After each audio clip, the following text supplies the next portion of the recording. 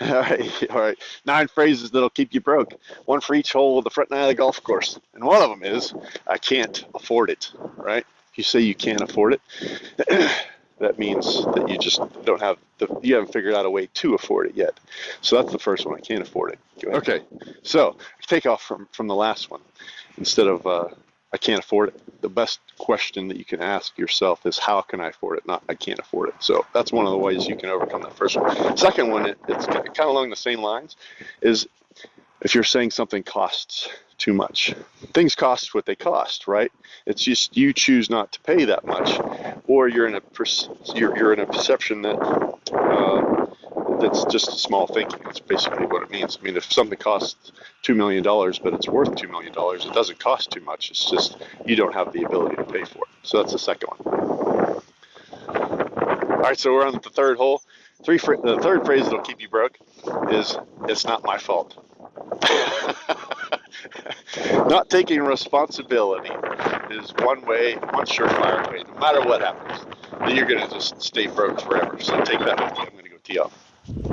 Okay, so I'm with my buddy Steve Ullman, and we're on the hole number 4, and the fourth phrase that'll keep you broke is, "That's not fair." I've used that phrase from time to time. And one example is just what happened this weekend he was telling me about Lexi Thompson. Tell what happened. For those of you that aren't golfers, Lexi Thompson was leading by 3 strokes, and she put her ball down. She had a 10-inch putt. She put her marker down and adjusted her ball, the line on her ball, moved the ball a 1/4 inch from where it rested, made the putt, moved on, won that.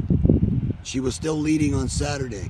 Saturday night she went into the clubhouse. Sunday on hole 13 holes later, somebody watched it at home online and sent a message saying, check that out. Her ball was not placed exactly where it was. It was a 1/4 inch off. Short story long, she was penalized 2 strokes for putting her ball in the wrong place, 2 strokes for signing a card on Saturday that was false. Now she's behind by 1. Tied it up on 18 and lost a major LPGA event based on stupid ass rules that aren't fair. That just aren't fair. And the first thing she said was, "Well, that ain't fair." It'll keep you broke, but here's the thing: it's not what happens to you; it's how you react to it. She kind of crumbled and couldn't recover. So it's not what happens; it's how you respond to it. You got a point there. Okay, here we are. We're on the 5th phrase of the things that you say that will keep you broke. And one of them is, what do you think money grows on trees? Well, that's one of the ways that people keep their minds small. It's just a lack of abundance thinking. It's scarcity thinking. And if you're saying, what do you think money grows on trees? It means you're just not resourceful enough to come up with ways to earn the money that you need to spend on whatever it is you want to spend. Okay, here we go. 6th phrase that'll keep you broke. And this one is hard-earned money, which kind of equates to the subconscious thinking that money's hard to earn. You got to work really hard for it. And sometimes that couldn't be farther from the truth, whenever money can be just simply an idea that you can come up with to add value to something that you're already doing. But hard-earned money, it's just a myth. It's just a mindset. And if you're saying that to yourself or out loud, it's going to keep you broke.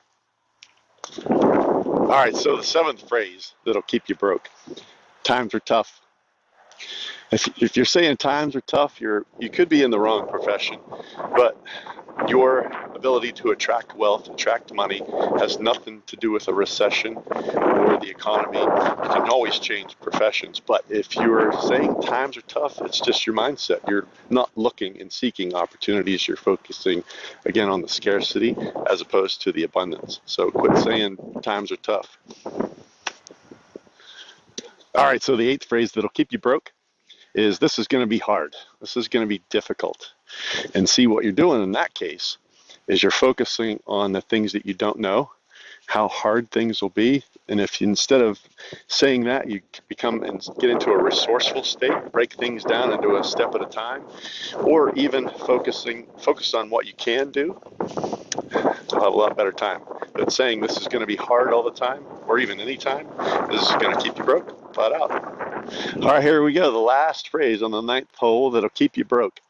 That's a scam. That's a fraud. Constantly focusing on the negativity of things, on things that probably aren't going to help you, or being constantly negative or skeptical. I'm not talking about being cautious. You should certainly do some research if you're going to make any kind of a purchase, but being in a constant mindset of nothing's ever going to, be profitable or help you with whatever it is you're trying to do. That kind of mindset's just going to flat out keep you broke. Just that's all there is to it. Okay, hey, so this is David Bridge Jr. If you've loved, liked, or even maybe thought they were cool, the 9 phrases that'll keep you broke that we've just gone through. I got a coaching program, Break Par with Your Business and Your Life. And there's going to be some information on this page. If you like the idea, go ahead and click through and check it out and either apply or, take advantage of some of the stuff that's already there.